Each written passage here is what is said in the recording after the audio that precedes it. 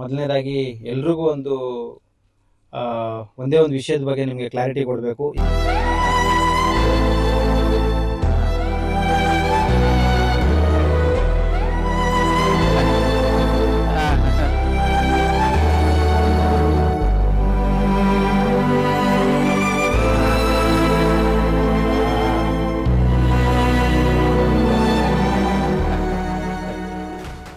ಏನ್ ಹೆಸರು ನಿಮ್ದು?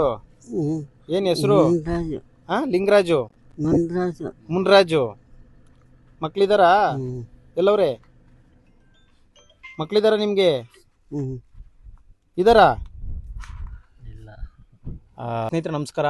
ಮೊದಲನೇದಾಗಿ ಎಲ್ರಿಗೂ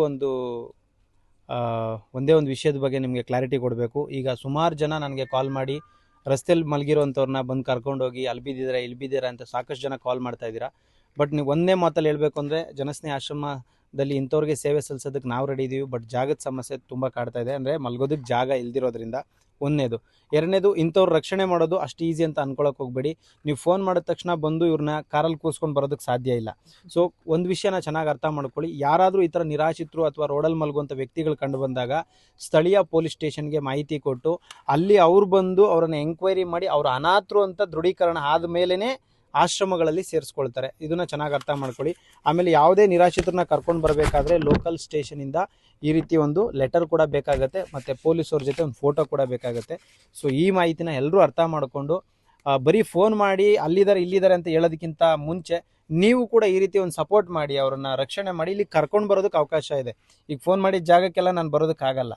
ಸೊ ಹಾಗಾಗಿ ನೀವೇ ಈ ರೀತಿ ಲೆಟ್ರನ್ನ ಮಾಡಿ ಖಂಡಿತ ಕರ್ಕೊಂಡು ಬರ್ಬೋದು. ನಮ್ಮಲ್ಲಿ ಜಾಗ ಇಲ್ದಿದ್ರೂ ಕೂಡ ಈ ರೀತಿ ಕಷ್ಟದಲ್ಲಿ ನಿಜವಾಗ್ಲೂ ಇದ್ದಾರೆ ಅಂತ ಹೇಳಿದ್ರೆ ಖಂಡಿತ ಆಶ್ರಯ ಕೊಡ್ತೀವಿ ಸರ್.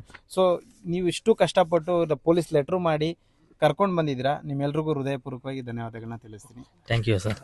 ಮತ್ ನಾವು ನಿಮ್ಗೆ ಹೇಳ್ಬೇಕು, ಇಷ್ಟೊತ್ತೆಲ್ಲ ಅರ್ಧ ರಾತ್ರಿಯಲ್ಲಿ ಬಂದು ನೀವು ಬಂದು ಕರ್ಕೊಂಬಂದು ಅರ್ಧ ರಾತ್ರಿಯಲ್ಲಿ ಬಂದು ನೀವು ಬಂದು ನಮ್ಗೆ ಸ್ಪಂದಿಸಿ ಅಂತ ಯಾರೋ ನಿರ್ಗತಿಕರಿಗೆ ಒಂದು ಆಶ್ರಯ ಕಲ್ಪಿಸ್ಕೊಡ್ತಾ ಇದ್ದೀರಾ.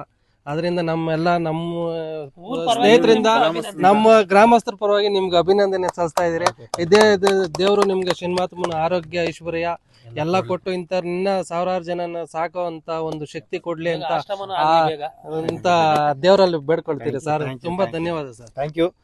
ಸ್ನೇಹಿತರೆ, ಈ ವಿಡಿಯೋ ಇಷ್ಟ ಆದರೆ ಶೇರ್ ಮಾಡಿ. ಇದು ಪ್ರಚಾರಕ್ಕಾಗಿ ಅಲ್ಲ, ಪ್ರಚೋದನೆಗಾಗಿ.